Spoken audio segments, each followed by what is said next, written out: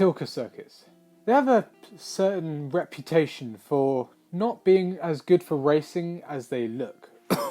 So, let's have a go at designing a track ourselves, shall we?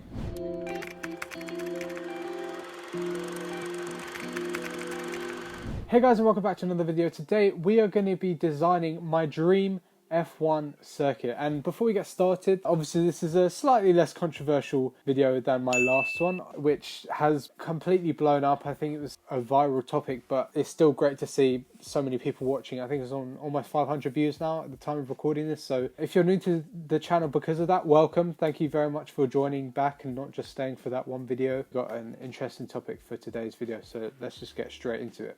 So for the overall kind of design and layout of the circuit, I've basically just taken some of my favourite corners from different tracks and just kind of mashed them into one absolutely beast circuit. There were so many corners that I absolutely loved that I just couldn't put in the track, otherwise it was going to turn into the Nürburgring. But I can guarantee now, if there's any corners that you're thinking, oh, why don't you put that in there, it's a sick corner, I probably did, and it probably just didn't make the cut because of the way that the track flows. But this is the track that just ended up coming out of just putting in every possible combination of corners. So before we get into the actual design of the circuit, there were some rules that I kind of put in place before I even got started on designing the track. Number one, the corners I picked had to kind of link up and follow each other nicely. So for example, going from the start finish straight, it had to do its thing, go through all the corners, but the corners did have to lead back round and kind of loop and fit back to the start finish straight, if that makes sense. It'll make sense when we get to the actual track. Number two, the corners had to be commitment corners. I don't want none of these like just boring, meh, just chuck it in here, left, right, etc. No, commitment corners or nothing, nerf or nothing kind of levels, yeah?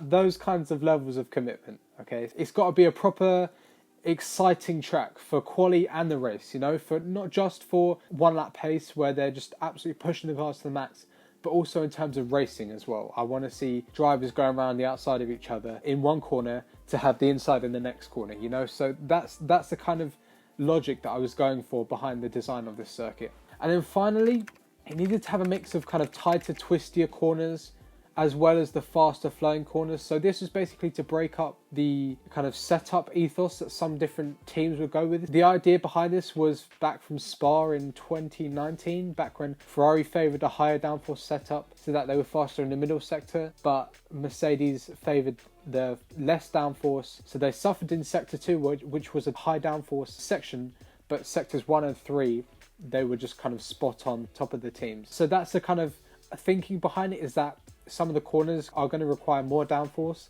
so teams will have to decide whether they want high downforce or low downforce, and so we get a mix of setups, so it makes the racing more interesting because people will actually be able to come back at each other. I also picked tyre compounds as well for this track. I just went slap bang down the middle, C2, C3, C4, and this track needs to be set in a location. I haven't set a specific location for it yet. I've taken corners from other tracks, but it needs to obviously all come together in one place.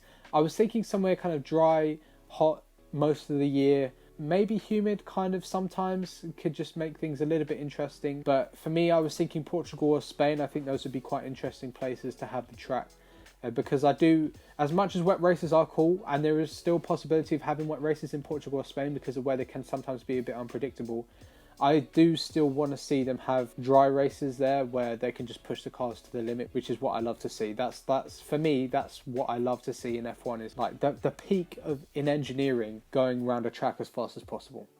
So, enough waffle. Let's design the track. So first up, we are going in with a long straight from Mexico. I was between that, Baku and Monza, but I went for Mexico just because of how wide it is. I like the fact that you can go like 4 wide at some points. I just think that would be so cool for the start as well. There's enough distance for slipstreaming, and that always makes things interesting into the first corner on the first lap. This then links nicely into the first corner as well, which is the first chicane in Monza. You've just gone down a super long straight, I think it's over 1 kilometre long, and you need a good heavy braking zone that's overtaking galore. I think it would be so good, and it's going to be great for the fans as well. Next up, we accelerate out of this slower left-right, get up, back up to speed, and then we're into Maggotts and Beckett's from Silverstone. Just going straight in with fast flowing sequence of corners. It's a proper commitment section now. I think there's only one shift down really, although that was just for the Mercedes. But just the levels of downforce they have now just means that they can absolutely sail through there, and I just think it's a great sequence of corners. Then we come out of Maggotts and Beckett's, and then we go into the double left from Austria. Now, again, fast and flowing sticks with the overall ethos of this design. There's a lot of trail braking involved with that, especially the first left-hander. It's a blind apex, you know, you've got to properly commit, and if you make a mistake, it's going to affect your lap time. And I think in quali that's going to be good because it can shake up the field a little bit, and it's the people who can commit and be more accurate get up to the front, especially in this first sector. I think it's great for racing as well. Sometimes we've seen people going around the outside if they're on different tyre strategies. Again, thinking of the fans as well, you know, this is an entertainment as well as a sport. So I think having something interesting for the fans to watch and see races at is definitely up there with high priority. Then after this fast double left, we come out of it, you know, it's kind of the double left and the slight bend right, and then we go into the downhill right-hander from Portugal, the final couple of corners from Portugal, and it's off camber as well, so it's really difficult to get on power. It's really steep off camber as well. I was quite surprised when I first watched Portugal last year. Fair play to the drivers, but I just love that sequence of corners. You go round, it goes slightly downhill before you go uphill along the straight and then back down for the start finish straight at Portugal, which I think is sick, by the way. But for this, you go round off camber, you go round slowly down, and then you go up into Eau Rouge. Now, I just thought the way that it flowed, it would just be absolutely perfect, because obviously in Spa it is downhill and then it goes back up. Obviously it's slightly different though because it's much steeper at Eau Rouge, but the way that Portugal goes, this fits quite well, so I definitely wanted to include it, obviously, because it's one of the most famous corners in F1. So once you've gone up Eau Rouge, it then morphs into the first couple corners from Sector 2 in Brazil. I think it's super cool. I love the undulation in Brazil. It's one of my favourite circuits because of that, and I just wanted to include it. So I took this corner because I thought it would be quite cool. You go up Eau Rouge, then it's braking hard, kind of going downhill, then back uphill. I thought it would be quite cool to add some undulation to this circuit. Something else as well, maybe a little thing that most people wouldn't even think about when designing an F1 circuit, is harvesting energy. You know, these cars are using a lot of energy going on the straights, so I want them to be able to recover energy and not have to slow down loads. So having a slower sector, such as a couple of corners from Sector 2, etc., will allow them to harvest energy. So it means that they won't have to start clipping on the straights, which is basically where they start to slow down in order to harvest energy at the end of a straight, and it's just not something that you really want to see. So I think that would be quite good, that they can have a sector where they can just harvest energy. So that's kind of what I tried to go for. And then on the exit of that hairpin, it goes into the fast double right from Imola. This is the only kind of bit of track that had a little bit of conflict. Obviously you go uphill on the exit from that section in Brazil, and then it goes downhill for Imola, so you'd have to work out some kind of middle ground which is equal and just flat or something like that. I do like the fact that it's downhill from Imola, but that's something that the designers can work out, or the engineers can work out when they're designing this F1 circuit in 20 years time. Okay, this is not something we need to worry about in a YouTube video. Now, this next section is so cool in my opinion. I just think it's so fun.